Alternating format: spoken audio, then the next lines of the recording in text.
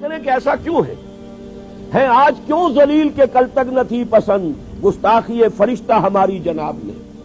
اور عام مسلمان کے ذہن میں سوال آتا ہے کہ ہم چاہے کیسے بھی ہیں، برے ہیں، ہمارے اعمال صحیح نہیں ہیں، ہم کلمہ گو تو ہیں، اللہ کو مانتے تو ہیں، محمد کے کلمہ گو تو ہیں، صلی اللہ علیہ وسلم نام لیوا تو ہے، ان کی محبت جو ہے وہ ہمارے سینے میں ہے موجود، قرآن کی تعظیم کرتے ہیں، آخرت کو مانتے ہیں، نمازیں پڑھتے ہیں. کروڑوں مسلمان ہیں جو نمازیں پڑھتے ہوں گے، 130 کروڑ میں سے آخر 30 کروڑ تو ہوں گے نماز پڑھنے والے.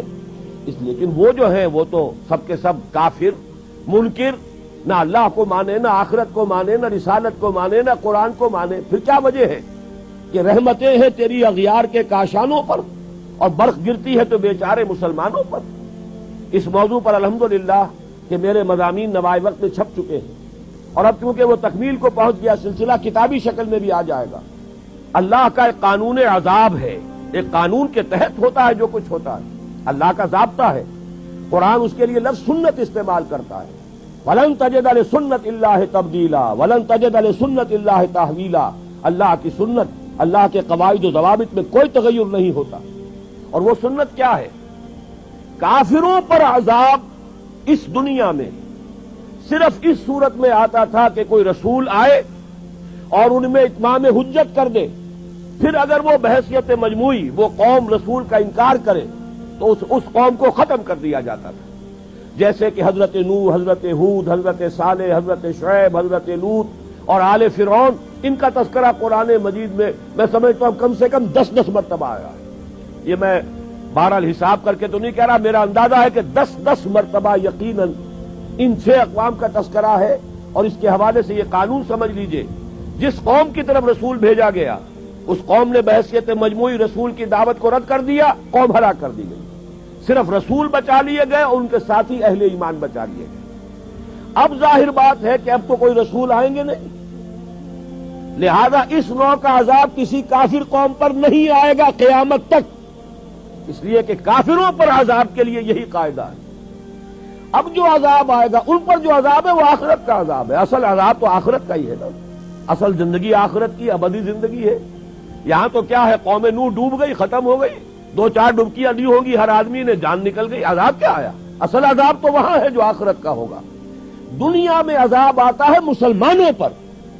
مسلمان ہو کر تم اگر اسلام پر عمل نہیں کرتے، دعویٰ تمہارا اسلام کا ہو اور عمل تمہارا کافرانہ ہو، نام لو تم محمد کا صلی اللہ علیہ وسلم اور اتباع کرو تم محمد کے دشمنوں کا، دعویٰ کرو اللہ اور اس کے رسول کی وفاداری کا اور تمہاری دوستیاں ہوں اللہ اور اس کے رسول کے دشمنوں سے، تم کہو اللہ اور اس کے رسول کے احکام کو ہم مانتے ہیں اور سودی کاروبار کر کے اللہ اور اس کے رسول کے خلاف اعلان جنگ کیے رکھو.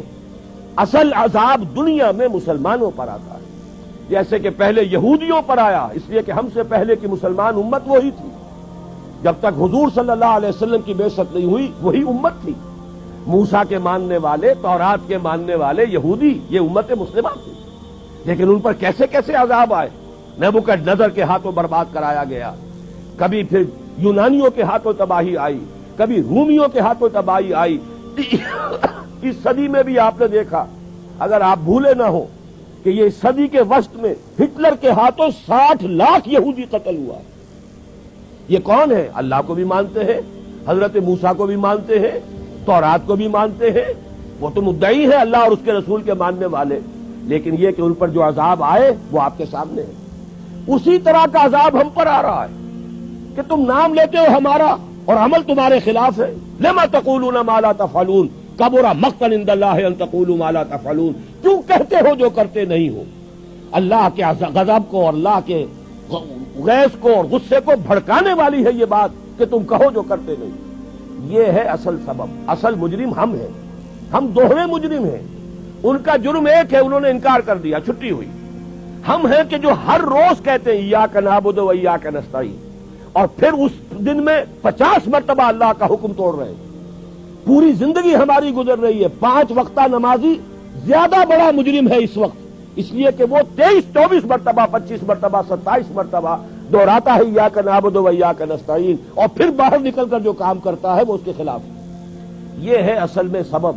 اور یہ جان لیجئے جو عذاب ہم پر آ رہا ہے اللہ کا وہ اس وجہ سے آ رہا ہے. ہمارا کام تو یہ تھا کہ ہم دین کے علمبردار ہیں, دین کا ایک نظام دنیا کے سامنے پیش کریں.